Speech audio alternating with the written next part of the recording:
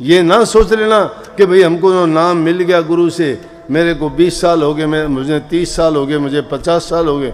30, 20, 50 साल में क्या कमाया नाम से आपने? बताओ।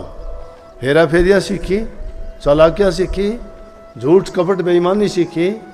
आप सभी को राधा स्वामी। हर कोई चाहता है कि उसके घर में सुख शांति बनी रहे, उसके परिवार में जितने भी सदस्य हैं सब बहुत प्यार से रहे, लेकिन काफ़ी बार अक्सर ये हो नहीं पाता। अक्सर हमारे घर में लड़ाई झगड़े होते रहते हैं और हमें कारणों का पता नहीं चल पाता।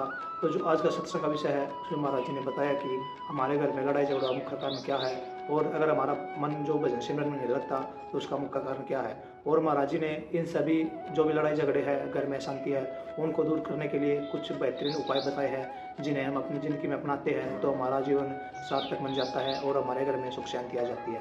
तो कृपया आप सत्संग में आखिर तक बने रहिए और पुण्य के भागीदार बनिए। राधा स्वामी। सुरत और शब्द का संवाद है, उस संवाद में कहा है, ये रूह ने शब्द से सवाल किया परमात्मा से कि हमें इस काल देश में क्यों भेजा गया।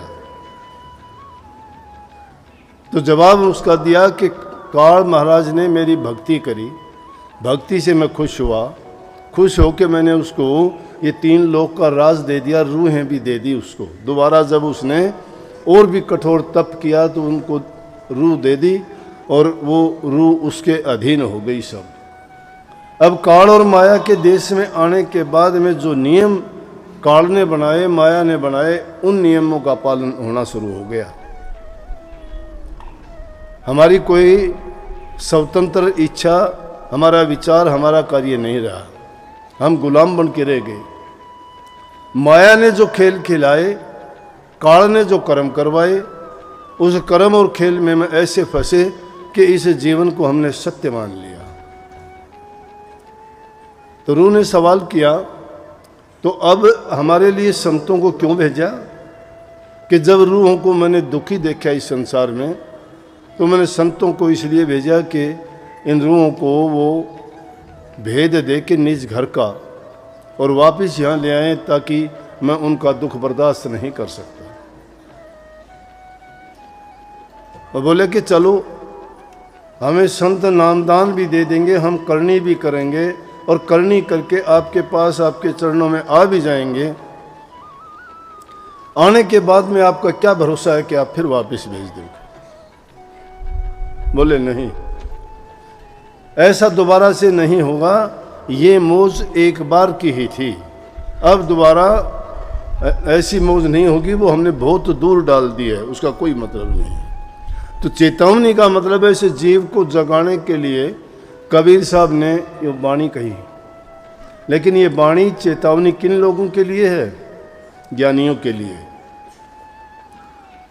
ज्ञानियों के लिए है, ज्ञानियों के लिए, पागलों के लिए, मूर्खों के लिए, स्वार्थियों के लिए, लालच के लिए नाम नहीं है। और ऐसे आदमी जब सत्संग में आ जाते हैं, गुरु की शरण में आ जाते हैं, तो फिर वो उनमें भी उत्पात मचाना शुरू कर देते हैं, क्योंकि वो करनी नहीं करते। वो चालाकी से, चतुराई से, बातों से, बुद्धि से, अपने उसमें हेरा फेरी लगा के भक्ति को भी जी महाराज जी ऐसा सोचते हैं कि जैसे हम उसको बुद्धि से ही अपना लें। कानून की किताब पढ़ के वकील और जज बन जाते हैं, फैसले देते हैं। हज करने वाले हाजी बन जाते हैं, लेकिन संतों की सेवा करने वाले, प्रीत करने वाले प्रभु से मिल जाते हैं। वो प्रेम का मार्ग है। कहने का मतलब जो जिस तरफ का जो भी कार्य करेगा और जिसमें भी मन लगाएगा, उसकी सभी बातों को वो समझ जाएगा और उसके अनुसार ही उनको अपने जीवन में उनका प्रयोग करेगा। तो जीव को चेतावनी क्या दी गई कि हम गाफिल क्यों हो गए? गाफिल कैसे हो गए? चिंता नहीं, परवाह नहीं किसी चीज़ की भी, मस्ती में घूमते हैं। कोई कहता है मैं रूपवान हूँ, कोई कहता है मैं धनवान हूँ, कोई कहता है मेरा बड़ा परिवार है, कोई कहता है मेरे पास इल्म बुद्धि है, कोई कुछ, लेकिन इन चीज़ों को पाके क्या हुआ? क्या हुआ? वो ज्ञान नहीं, अज्ञान है। कबीर साहब ने तो कही है कि ज्ञानी के हम गुरु हैं, अज्ञानी के दास। हम सबके गुरु नहीं हैं, ज्ञानियों के गुरु हैं। अज्ञानी तो बात को समझेगा नहीं, वो तो बहस करेगा। ज्ञान को जानता ही नहीं है, वो तो कहेगा क्यों है ऐसी बात। और कहते वो पकड़ेंगे लाकड़ा और हम पकड़ेंगे घास। मूर्ख आदमी तो लाकड़ा पकड़ने का मतलब है झगड़ा करेगा, तर्क वितर्क करेगा। लेकिन ज्ञानी आदमी, ज्ञानी से ज्ञानी मिले करे ज्ञान की बात, मूर्ख से मूर्ख मिले गुस्सा कहलात। ज्ञानी लोग अगर टकराएंगे तो ज्ञान की बात होगी। तो संतों का यह है कि संत भी ज्ञान उन्हीं को देते हैं जो ज्ञानी हैं, मूर्खों के लिए नहीं। सड़कों पे बहुत पागल घूमते हैं, किसी को दिया के अगर ये नाम तैरता सबको तो उनको भी तैर देता, उनके भी कान में फूंक मार देंगे जाके न कि भाई ये नाम है। लेकिन नाम क्या काम देगा उनको? जो नाम की समझ रखता है, जिसका भाव और भावना पक्की है। भाव के पीछे भावना छिपी होती है, और भावना जिसकी शुद्ध है, कर्म जिसके अच्छे हैं, चाल चलन जिसका नेक है, जीवन उसका पवित्र है, चरित्रवान है, झूठ कपट बेईमानियों से जो दूर है, हेरा फेरी संत मत की लाइन में नहीं मानी जाती। संतों का मत क्या है? ना तो ये तप बताते, तप नहीं, ये नहीं कहते तप करो, ना ये कहते कि जंगलों में भागो एकांत में जाओ, नहीं। ना कोई हठ करने के लिए कहते कि तुम कोई हठ योग करो, ना कुछ त्याग करने के लिए कहते हैं त्याग करो। क्या कहते हैं फिर? कहते अरे सहज भाव से तुम जैसे थे उसी अवस्था में आ जाओ। वो सहज भाव कौन सा है? वो सहज भाव वो है, वो अवस्था वो है कि जिसके अंदर ये फालतू की बातें जो हमने जोड़ी हैं, जिनका प्रचार हर मत में, हर धर्म में, हर ग्रंथ में और सनातन धर्म में भी मुख्य रूप से उन्हीं बातों पर जोर दिया गया कि काम, क्रोध, लोभ, मोह, अहंकार, इच्छा, आशा, तृष्णा, वासना, लालच, स्वार्थ, और ये सारी की सारी चीजें किससे होती हैं? मन से, वचन से और कर्म से होती है। और छोटे में अगर इस बात को मान लिया जाए तो इंसान तीनों चीजों से पवित्र अगर हो जाता है, तन से भी, मन से भी और वचन से भी, उसको नाम उसी के पास है। परमात्मा कहता है ना कि मुंह को कहाँ ढूंढे बंदे, ना मैं जप में हूं, ना मैं तप में हूं, ना मैं वैकुंठ निवास करता हूं, ना मैं स्वर्गों में घूमता हूं, तुम्हारे पास में हूं, महसूस करो मुझे। ढूंढने की ऐसी चीज नहीं है कि जिसको तुम पकड़ के बैठ जाओगे। वो तुम्हारे भाव में, तुम्हारे कर्म में, तुम्हारे विचार में और तुम्हारे जीवन जो तुम जीते हो उसके अंदर शामिल है। जिसके विचार पवित्र है, जो नेक कर्म करता है, बुराइयों से दूर है, अगर छल कपट करता है, बेईमानियां करता है, भ्रष्टाचारी है, उल्टे सीधे कर्म करके, पाप कर्म करके अपनी आत्मा को तो इतनी कलुषित कर लेता है कि हृदय के अंदर सब कचरा भर लिया और फिर भक्ति की तरफ भागता है। भक्ति इतनी सस्ती है क्या? क्यों कहते हैं कि भक्ति भाव से होती है? कहते हैं एक महात्मा का आश्रम था और उस आश्रम के सामने ही एक वेश्या का मकान था। देखो, एक दूसरे के उलट है, एक दूसरे के उलट है। महात्माओं का काम भक्ति करना, नेक काम करना, लोगों को चरित्रवान बनाना, उनको भक्ति की शिक्षा दे के परमात्मा की ओर और उनका परमात्मा का गुणगान करके उनसे भक्ति करवाना और उनके जीवन को कामयाब और सफल करने का काम है। और वैसे क्या करती हैं? पाप करो। कोई गिनती नहीं है कौन उसके पास आता है, किस जाति का है, बीमार है, कोढ़ी है, कंगला है, भिखारी है, सिर्फ पैसा चाहिए उसको। लेकिन भाव सर्वोपरि है। आप भी आते हो ना सत्संग में, अगर जिस इंसान का भाव भावना नहीं आना चाहिए, मैं कहता हूं उसका अहित होगा, नुकसान होगा, कभी भी उसका भला नहीं हो सकता। जिस इंसान की श्रद्धा नहीं है ना, अपने गुरु को छोड़ देना चाहिए। यह कोई झूठा ऐसा खेल नहीं है। किस लिए हम झूठी शिक्षा आपको दें और किस लिए आपको भ्रमों में डालें? घर गृहस्थी वाले हो, चाहे जमाना कुछ भी हो, हम अगर नेक हैं, हम अगर अच्छे हैं, हम अगर धर्म कर्म के काम करते हैं तो हमारे लिए हमेशा अच्छा ही अच्छा है। हमारे लिए कोई कलयुग नहीं है, कोई बुरा वक्त नहीं है। अच्छा करने वाले के लिए हमेशा अच्छा वक्त है, हमेशा सतयुग है। तुम्हारे विचार और भाव शुद्ध होने चाहिए। अब वैश्या रोजाना उठती है, रात को पूरी रात आते जाते हैं लोग, गंदे खोटे कर्म करते हैं। वो सोचती है कि देखो मेरा क्या जीवन पाया मैंने, कौन से ऐसे गंदे कर्म किए थे जिसके कारण मुझे कितना पाप कर्म करना पड़ता है, कैसे कैसे गंदे लोगों के आगे पीछे घूमना पड़ता है, और इससे मंदे कर्म और मैं कर भी क्या सकती हूँ इस पेट भरने के लिए। लेकिन पश्चाताप करती है, ऐसा करते हुए भी मजबूरी है करती है, लेकिन पश्चाताप है उसका, भाव नहीं उसका। देखो कहती है फिर भी कि धन हूं, ऐसी जगह पे मेरा ये मकान है, जगह है, मुझे महात्मा के दर्शन होते हैं, महापुरुष के दर्शन होते हैं। आप कहते हो दर्शन करने आगे, दर्शन करने से लाभ उनको मिलता है जो दर्शन की महिमा समझते हैं। समझते हो क्या दर्शन की महिमा? दर्शन करके मन प्रसन्न होता है, दुख नहीं होता, दिल का कमल खिल जाता है। जिससे प्यार करते हो उसको देखते ही तुम्हारी भावना फिर जाएंगी, तुम्हारी आंखें भी हंसने लग जाएंगी। हंसना काम आंखों का नहीं है, तुम्हारा मस्तिष्क भी खिल जाएगा, लेकिन खिलने वाली चीज नहीं है, बस एकदम पट दिखाई देगा तुम्हें। तुम्हारे होठ फटफटाने लग जाएंगे, सब कुछ कह देंगे बिना बोले भी। ऐसा होता है कि नहीं होता? ये भावना है, ये दर्शन है। उस दर्शन से फायदा क्या है?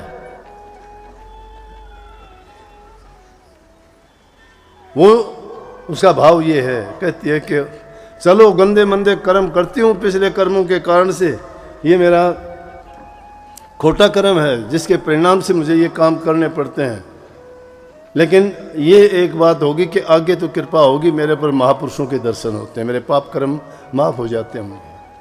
और उधर महात्मा क्या करता है? स्नान करता है, उठता है, आरतियाँ उतारता है, दीपक जलाता है, प्रार्थनाएं करता है, थोड़ा बहुत तप जो भी उसके तौर तरीके हैं भक्ति में, या नाम का सिमरन करता है, ध्यान या अभ्यास जो भी करता है। लेकिन करते वक्त भी, ध्यान में बैठते वक्त भी सोचता है कि देखो किस जगह पे आके फंस गया मैं। ये कोई जगह थोड़ी है कि ऐसी दुष्ट औरत के सामने आश्रम हो गया मेरा। उठता हूँ जब मुझे उसके दर्शन होते हैं, सोता हूँ तो यहाँ गंदे मंदे कैसे कैसे आदमी आते हैं, और जो वो कर्म करते हैं हमेशा मेरे दिमाग में, मेरे ख्याल में, मेरे विचार में और मेरे मन में वही बातें घूमती रहती हैं। देखो मेरा कितना मंदा कर्म है, घर त्यागा मैंने, गृहस्थ त्यागा मैंने प्रभु भक्ति करने के लिए, लेकिन मिला क्या मुझे? कैसी जगह में फंसा। पश्चाताप करता है, बहुत पश्चाताप करता है। भाव क्या है? भाव उसने वैश्या के बना रखे हैं। सब पानी मलिया मेट हो गया उसका, भक्ति तप ज्ञान, उसकी आरतियां, उसका सुमरन ध्यान सब खत्म, सिर्फ वैश्या का ख्याल। और वैश्या खोटे मंदे कर्म करके विसरे महात्मा का ख्याल। मरने के उपरांत दोनों गए धर्मराज के यहाँ, पेशी हुई, पूछो देखो बोलो इनसे। हाँ जी, बोला महात्मा जी को नरक में भेज दो। महात्मा जी बोले कि आपके दरबार में कोई न्याय नहीं है। परमात्मा से कहता है प्रभु आपके भी यहाँ न्याय नहीं है। पूरी जिंदगी मैंने फांसी लगा के रहा, ना इंद्रियों के स्वाद ना भोगों के मैंने कोई पदार्थ खाए, मैंने तो मांग के भिक्षा का अनाज खाया, हर चीज़ का मैंने संयम रखा। अपने जीवन को किस प्रकार से मैंने रखा है ये मैं जानता हूँ, और उसके बावजूद आपको तो पता ही है मैंने जीवन कैसे बिताया है, और फिर मुझे आप नरक में भेजते हो। बोला ये बात तो ठीक है तूने किया तो, लेकिन तेरे करने में क्या था? नाम का सुमरण कम था, तेरे तो वैश्या थी, हर ख्याल में, विचार में, सपने में, नींद में, जाहिर में, प्रगट में, हर चीज में वैश्या थी। तेरे भाव ही नहीं थे भक्ति वाले। आया वैश्या का नंबर। हाँ, बोला कि इसको भाई, बोला कि इसको स्वर्ग में भेज दो। बोला ये कोई न्याय थोड़ी है। बोला कि इसने चाहे कुछ भी है, वो एक मजबूरी थी, पिछले कर्मों के कारण इसको जो कर्म करने पड़े, उन कर्मों के कारण से इसको इस जीवन में भी कष्ट भोगने पड़े, लेकिन इसके लिए पश्चाताप है इसको। इसको कितना पश्चाताप है कि मैं खोटे मंदे कर्म करती हूँ, मेरी पिछले कर्मों के कारण तो अब मैं ऐसी हूँ, और आगे मेरा क्या हाल होगा। महापुरुषों के दर्शन करने शायद मेरे पाप कट जाएंगे। इसीलिए कही है कि संतों के दर्शन से आई टले बला, जो सुख है सोड़ी में वो कांटे में टल जाए। संतों के दर्शन करने से इंसान के बड़े से बड़े पाप कट जाते हैं, बड़े से बड़े पाप कट जाते हैं। लेकिन दर्शन की चाह दिल में सच्ची होनी चाहिए। दर्शन को हम जानते नहीं हैं। जब दर्शन को समझ जाओगे, मन की भावनाएं तुम्हारी शुद्ध पवित्र, तुम्हारे ख्याल ऐसे पवित्र हो जाएंगे कि जो आदमी वर्षों में नहीं कर सकता वो 5 पल में ही तुम्हारा काम हो जाएगा। भावना शुद्ध और पवित्र होनी चाहिए, शुद्ध हृदय। कितनी नानक साहब ने लिखा है ग्रंथ साहब में कि अरे भाई, बाहर का शरीर को साफ करने के लिए तुम्हारे पास सोडा साबुन, पानी साबुन है, उससे मैल उतार दोगे आप, धो डालोगे, दिखाई देता है बाहर आपको। दूसरे भी आपको कह देंगे आपका शरीर पे दाग है, धब्बा है, धो लोगे उसको पानी से, साबुन से। कपड़े पर भी अगर कोई दाग धब्बा पड़ गया, उसको भी सोडा साबुन लेके आप गर्म ठंडे पानी में जैसे और कितनी चीज़ें उनको लगा के उनके दाग धब्बों को भी उतार दोगे, क्योंकि वो दिखाई देते हैं बाहर से। लेकिन जो हृदय में पाप भरे पड़े हैं वो किसी को नहीं दिखाई देते। अगर उनको समझाने वाला, बताने वाला होता है तो उससे दुश्मनी करते हो, पापों की ओर ख्याल नहीं करते। अपने खोटे मंदे कर्म करके जो तुमने हृदय में सजा रखे हैं, बसा रखे हैं, उनको दूर करने का प्रयास नहीं करते, बल्कि बताने वाले से दुश्मनी करते हो। मैं तो कहता हूँ, शीशा भी तुम्हारे चेहरे के दाग धब्बे बताता है, उसका कोई नहीं तोड़ता, वो शीशा रोजाना घर में होता है। तो जब दूसरा आदमी तुम्हारे दोषों को बता देता है तो उससे आप इतनी दुश्मनी क्यों करते हो? भक्ति बहुत पवित्र है, और पवित्र चीज पवित्र हृदय में ही रुकती है।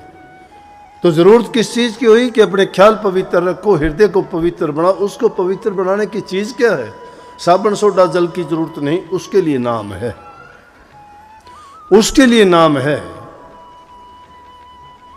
तो उस नाम का अगर सुमरण करते करते पूरे एकाग्रचित होके, तारतम्य होके, सब चीजों को भुला के अपने मन को उसमें ऐसा ठहरा दो कि जब जितना करते हो उस वक्त में तुम्हें कोई चीज ही याद ना रहे,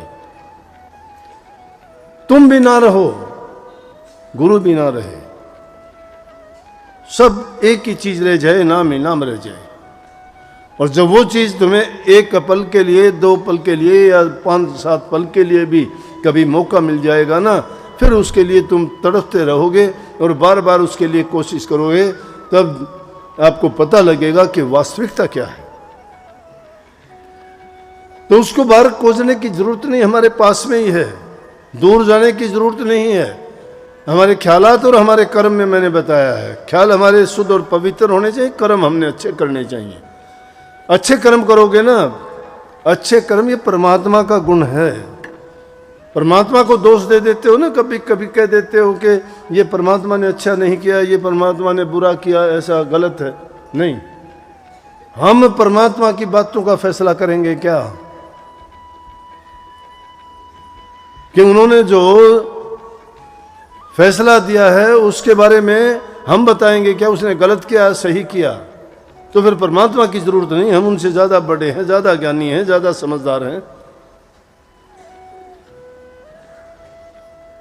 सबसे अच्छी चीज गृहस्थियों के लिए संत मत चला कि गृहस्थ के काम सारे करो, अच्छी तरह से करो, धर्म को निभाओ। धर्म है ये, कौन सा धर्म? गृहस्थ धर्म। गृहस्थ धर्म में सब कुछ आ जाता है, पति पत्नी का रिश्ता, बाप बेटे का रिश्ता, भाई भाई का रिश्ता, सास बहू का रिश्ता, और जितने भी एक दूसरे से जुड़े हुए हैं। हालांकि संत मत में उनको बंधन माना गया है, लेकिन धर्म की पालना करने के लिए अपने कर्तव्य का जो निर्वहन करते हैं, उन कर्तव्यों को हम निभाते हैं, सच्चाई और ईमानदारी के साथ निभाते हैं, तो हमें किसी प्रकार की कर्म से बंधना नहीं पड़ता। क्योंकि कर्म से बंध जाते हैं तो परिणाम भी उसका होगा, परिणाम होगा तो हमें भोगना भी पड़ेगा। अगर सही काम करते जाते हैं तो उसके लिए हमें परिणाम हमेशा अच्छा ही अच्छा मिलता है। और जिस घर में, ये क्यों बताया गया ये संतों ने कही अगर घरों में झगड़ा है, तुम्हारे मन में अशांति है, आपस में प्यार नहीं है, घर में एक दूसरे का कहा नहीं मानते हो, जबान में रस मीठापन नहीं है, तो उस घर में शांति नहीं है, वहाँ भक्ति कहाँ रहेगी? लक्ष्मी, शांति, भक्ति तो वहाँ रहेंगी ना जहाँ प्यार है। बिना प्यार की जगह कौन रहेगी बताओ? शांति की जगह क्रांति आ जाएगी, लक्ष्मी की जगह टोटा आ जाएगा, रात दिन झगड़े होंगे। और जहाँ प्यार है, जहाँ शांति है, वहाँ आप चाहे आंगन के बीच में भी बैठ के अगर ध्यान लगाओगे वहाँ भी लग जाएगा। क्यों? चिंता नहीं है। निश्चिंत जब तक नहीं होते भक्ति कहाँ होगी? भक्ति करने का ही तरीका है निश्चिंत। यहाँ बैठे बैठे तुम्हारा ध्यान लग जाएगा, 2 पल में लग जाएगा। और जब ध्यान में बैठते हो भूल जाया करो अपने आप को भी, वो आनंद ही आपको अलग मिलेगा भूल जाओगे तो। ये ना सोच लेना कि भाई हमको नाम मिल गया गुरु से, मेरे को 20 साल हो गए, मुझे 30 साल हो गए, मुझे 50 साल हो गए। 30, 20, 50 साल में क्या कमाया नाम से आपने? बताओ। हेरा फेरियाँ सीखी, चालाकियाँ सीखी, झूठ कपट बेईमानी सीखी, दूसरे लोगों को दुख दर्द देना सीखा? क्या सीखा इतने सालों में? कोई नेक काम किया? सोच के देखो, अपने आप से सवाल करो कि जब हमने कोई नेक काम नहीं किया, किसी का पर हित और पर उपकार हमने नहीं किया, किसी को किसी प्रकार का भी हमने कोई सहायता मदद नहीं की, तो फिर क्या फायदा है इस जीवन का? इसीलिए ये पहली जरूरत की चीजें हैं। अगर वो भक्ति करने के पुराने जमाने के जो साधन थे ना, तब करते थे जंगलों में जाके। महात्मा लोग एकांत में बैठे रहते थे, एकांत में, कि भाई कोई हमें डिस्टर्ब ना करे। फिर भक्ति कर ली उन्होंने। 80-80, 90-90 हज़ार वर्ष की तप करने के बाद भी उनकी ये हालत हुई, गिरावट हुई उनकी। नारद जैसे महामुनियों के बंदर के मुंह है, पाराशर ऋषियों जैसे उन्हें अपनी लड़की से ही जिना करना पड़ गया। कितने और सबके नाम लेने में कोई फायदा नहीं हो, क्योंकि छोटा मुंह बड़ी बात उन महापुरुषों के बारे में हमें नहीं करना चाहिए। लेकिन सवाल ये आता है कि इतने वर्ष तप करने के बाद में उनको मिला क्या? क्योंकि एकांत में रहे। एक बार कबीर साहब जा रहे थे, ये संत मत ऊंचा इसलिए है। एक बार कबीर साहब जा रहे थे, देखते हैं तो एक जंगल में उसे रास्ते पगडंडी के साथ में एक महात्मा बूढ़ा पड़ा हुआ है, बुखार है, उसको कर्रा रहा है, हाय हाय। कबीर साहब ने उनको देखा, पूछने लगे क्या बात है? बोले कि बुखार हो गया। क्या लिया यहाँ आके? अगर वहाँ रहते आपको कितने लोग संभालने वाले होते, दवा दारू करते, ये शरीर ठीक हो जाता। और शरीर आदमी का स्वस्थ नहीं है, कुछ भी नहीं कर सकता। शास्त्रों का लेख भी यही है कि पहला सुख निरोगी काया। अगर काया हमारी निरोग नहीं है, कोई भक्ति नहीं कर सकता। झूठी बात है। कितने मेरे पास आते हो, भला एक भी नहीं आता। कोई सिर का दर्द, कोई टांग का दर्द, कोई बुखार का दर्द, कोई किसी चीज़ का, कोई पथरी का दर्द, तो किसी को बवासीर, किसी को कुछ। बीमारियों के लिए आते हो। शरीर है, शरीर में रोग लग जाते हैं। लेकिन अगर थोड़ा सा भी ध्यान करो, संयम के साथ जीवन जियो, मैं कहता हूँ बहुत सी बीमारियों से छुटकारा पा लोगे। कहने का मतलब हम सामाजिक प्राणी हैं, समाज में रह के ही हमारी सारी ज़रूरतें पूरी होती हैं। इसीलिए संत मत ऊंचा बताया कि गृहस्थ में रह के ही भक्ति कर सकते हो, कहीं बाहर जाने की जरूरत नहीं है। ऋषियों की तो मैंने इतनी बात बता दी कि उनके साथ ये हुआ, लेकिन संतों की बात बता दो। एक संत के साथ भी गलत होया हो तो, चाहे उनके हाथ कटवा दिए गए, चाहे उनके गल कटवा दिए गए, चाहे उनके साथ जेलों में ठोक दिए गए, लेकिन उन संतों का बिगड़ा क्या? नानक साहब को जेल में ठोक दिया गया, चक्की पिछवाई। सत्संग को पूरा सुनने के लिए बहुत बहुत धन्यवाद। हम आशा करते हैं आपने सत्संग को बड़ा ध्यान से सुना होगा। कृपया महाराज जी के इन प्रवचनों को अपने जीवन में अवश्य उतारिए, ताकि आपके घर में सुख शांति आ सके। और अगर आपको महाराज जी के प्रवचन अच्छे लगे तो कमेंट में राधा स्वामी जी का पूर्ण भागीदार अवश्य बने। राधा स्वामी।